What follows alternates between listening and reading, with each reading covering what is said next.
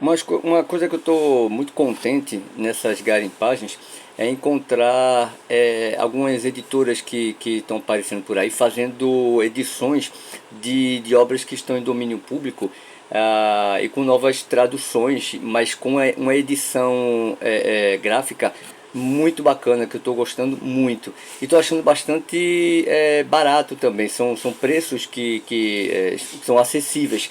Então eu tenho comprado uma quantidade até razoavelmente grande de livros nos últimos anos. Estou muito satisfeito com o material, tá? Eu tenho aqui o 1984 do George Orwell. Comprei dele também esse livro, Na Pior em Paris e Londres, uma experiência terrível que o autor retrata aqui, de uma pessoa sem um centavo sequer e que passou todo tipo de penúria entre pessoas em situação de rua e que estavam se virando da maneira como podiam em albergues, em outros lugares bastante sujos, sem recursos, numa época difícil. Então, lendo esse livro aqui, é difícil você não mudar a sua conduta na vida, a maneira como você enxerga as coisas, as posses e o que realmente são importantes. A Paulicéia Desvairada, do Mário de Andrade, eu já tinha lido uma vez, e aí quando eu vi esse livro eu falei, eu tenho que ter. O Mário, além de ser um pensador, musicista, um estudioso do folclore brasileiro e um missivista de mão cheia, sistemático, né? Escreveu para muita gente, deu muitos conselhos e ajudou a reformular a escrita de muita gente, não apenas escritores e poetas, mas inclusive também pessoas como o folclorista Câmara Cascudo. Tem um livro de cartas dos dois, enfim. Além disso tudo, um poeta incrível que eu recomendo muito. O seu Paulicéia Desvairada é um desses libelos do modernismo brasileiro, né? De H.G. Wells, tinha muita vontade de comprar, e quando eu encontrei fiquei muito feliz. Vejam que tudo livro dessa editora aqui, que é a Príncipes, não quero pronunciar errado, e são livros com um tratamento gráfico muito bacana também, não é a capa mole, né? São capas com orelhas inclusive, que tornam a edição muito bem cuidada e sem aquelas capas que arrebitam. Então assim, é um material de muitíssima qualidade com um preço bem acessível. O Jardim Secreto, que eu devorei esse livro, eu assisti a versão em filme, né? A autora Frances Hodgson Burnett, um livro encantador, e eu conheci primeiro, vou admitir, pelo filme, e a fotografia daquele filme fez eu dizer, eu preciso desse livro aí. Estou lendo aqui O Homem Invisível, do H.G. Wells, tá? Eu achei linda a maneira como cada capítulo que inicia a mancha gráfica tem umas manchas, uma coisa diferente, um tratamento diferente. Então, essa aqui é uma tradução do Monteiro Lobato, tá? A Letra Escarlate, de Nathaniel Hawthorne, que se transformou no filme com a atriz, acho que foi Demi Moore. Comprei Os Quatro Amores, um dos muitos livros do convertido religioso, né? O Lewis, o C.S. Lewis, e ele de ateu, ele gosta muito falou em muitos livros e também em comentários radiofônicos que ele fez na época da Segunda Guerra Mundial, sobre a sua conversão para a Igreja Anglicana. É um escritor, né? O autor das Crônicas de Nárnia e um grande filósofo da linguagem, não poderia escrever de uma outra forma. A Dama das Camélias, de Alexandre Dumas Filho, que eu tinha uma grande curiosidade em conhecer também, tá? Alguns deles não são da Príncipes. O do Lewis é da Thomas Nelson Brasil. Esse do Alexandre Dumas é da editora Nova Fronteira.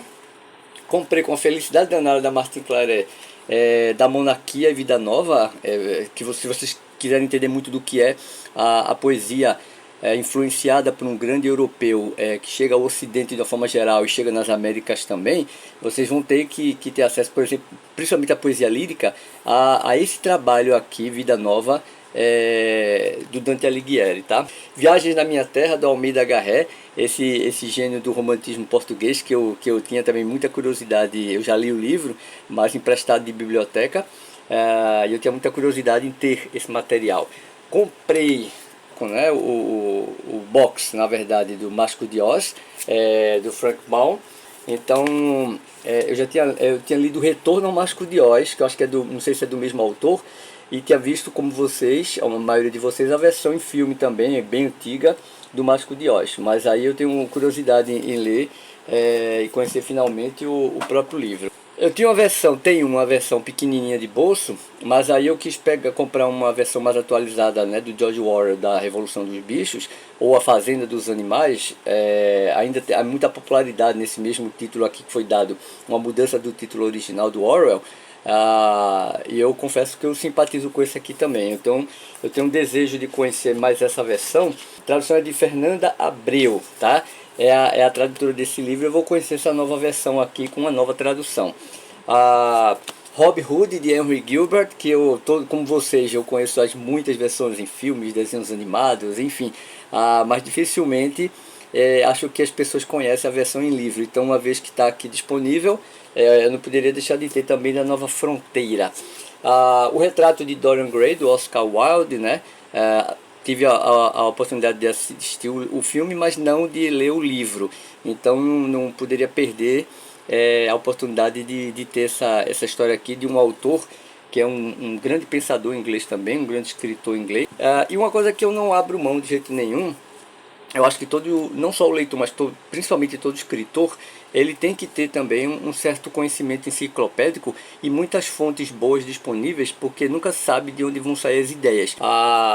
1001 séries de TV para assistir antes de morrer. Esse título é bem famoso, é bem popularesco, para poder ter um certo apelo comercial também, mas vale a pena. Ele é farto de imagens coloridas e preto e branco. A maioria das produções que estão aqui tem algumas brasileiras, algumas sul-coreanas, inglesas, mas a maioria dessas séries de televisão, até alcançar as plataformas de streamer como a Netflix, por exemplo, a Amazon Prime, enfim, ela vai do final dos anos 50 até os anos 2010. Como vocês podem notar, é uma postagem rapidinha, é um vídeo aqui sem muita pretensão, sem informações muito aprofundadas, mas para mostrar um pouco as oportunidades que, se vocês tiverem, não deixem de aproveitar, como leitores, como escritores também. Livros que, se vocês encontram em pontas de estoque, né, em lojas como essas daí como essa que eu mencionei, em quiosques de shopping, que de repente, quando eu vou vendo, são livros de R$ 5, estudos acadêmicos inclusive que eu vou encontrando. Não pode deixar essa oportunidade passar. Vale a pena caçar essas obras aí, porque são clássicas. E uma obra clássica, ela não tem esse nome em vão. Ela não é apenas não faz parte apenas de uma escolha do passado que precisa reinar no presente. Não. Se ela é clássica, é porque ela diz muito do passado e pode também dizer muito para nós no presente, para reavaliarmos sempre a literatura e o mundo em que todos nós vivemos e onde os outros viveram também. Tá legal? Então, abraço para todo mundo. E espero ter jogado aqui um vídeo interessante para pelo menos deixar vocês curiosos.